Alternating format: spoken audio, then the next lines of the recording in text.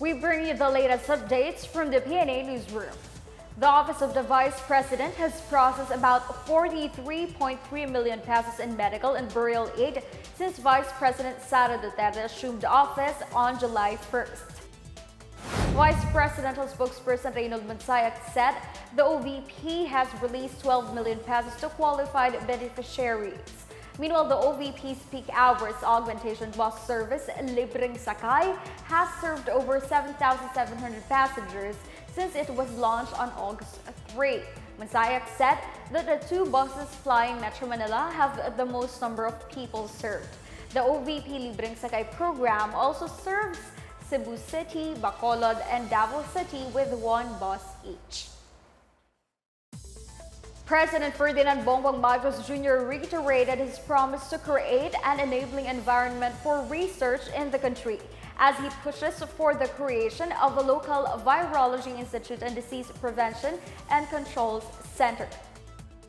During his attendance at the 15th Philippine National Health Research System Week in Pampanga, Marcos commended the country's health researchers for their unparalleled commitment in the government's fight against the pandemic. He said that a consultation with the House of Representatives and the Senate is underway for the immediate passage of a measure that will create the Virology Institute of the Philippines. Marcos is also pushing for the passage of a bill creating the Philippine Center for Disease Prevention and Control that would prepare the country for unfortunate warnings concerning pandemics. As your president, I hope that my presence here today gives a clear signal that this administration continues to support your endeavors so that together we can create an enabling environment for the Filipino research community. I have presented to the Congress, both houses of Congress, the proposed creation of the Virology Center of the Philippines, and so that we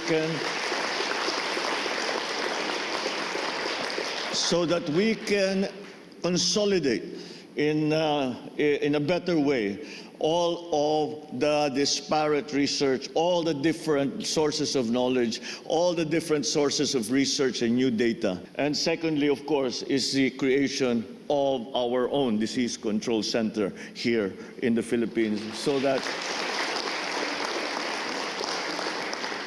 that we are ready for the unfortunate warnings that we are always getting that this is not going to be the last pandemic, at least not in our lifetimes. The government's debt relative to the economy, or debt to gross domestic product ratio, decreased slightly as of the second quarter of the year. Data from the Bureau of Treasury showed as of June 2022 that the country's debt to GDP ratio stood at 62.1% from 63.5% in the first quarter of the year. Economists said the decline in the debt to GDP ratio was partly due to the faster economic growth. This means the government must focus on growing the economy without causing debt levels to bloat. The Marcos administration is working to lower the debt to GDP ratio below 60% by 2025.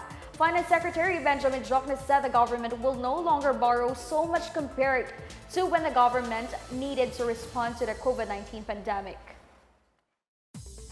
The Marcos administration stressed that it will adhere to the rule of law while sustaining the fight against illegal drugs.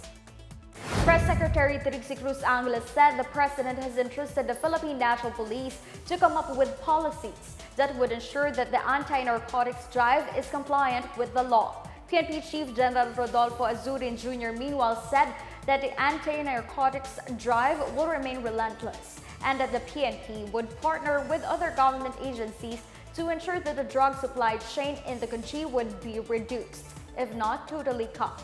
He also promised to pursue close cooperation with the village officials for the treatment and rehabilitation of drug users.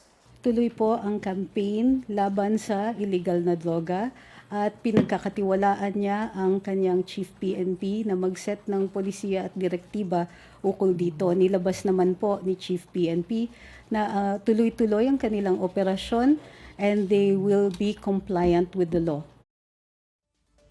That's the latest from the Pna Newsroom. Stay tuned for more updates on the biggest stories throughout the day. I'm Stephanie Civiliano. Good day.